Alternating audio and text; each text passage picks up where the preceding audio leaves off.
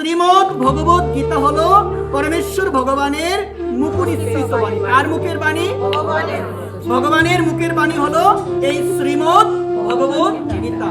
এই শ্রীমদ্ ভগবত গীতা কোন সাধারণ গ্রন্থ? কোন সাধারণ গ্রন্থ মা?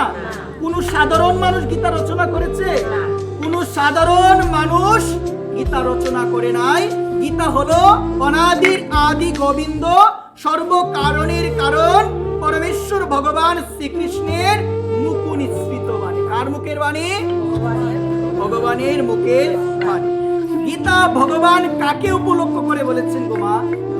অর্জুনকে উপলক্ষ করে। কাকে উপলক্ষ করে? গীতা ভগবান অর্জুনকে উপলক্ষ করে আমাদের মানব জাতির কল্যাণের জন্য ভগবান গীতার জ্ঞান উপদেশ করেছেন। কি করেছেন মা? গীতার জ্ঞান উপদেশ করেছেন, যে জ্ঞানের মাধ্যমে আমাদের অন্তরের পরিবর্তন হবে, যে জ্ঞানের মাধ্যমে আমাদের আচরণ শুদ্ধ হবে। একবার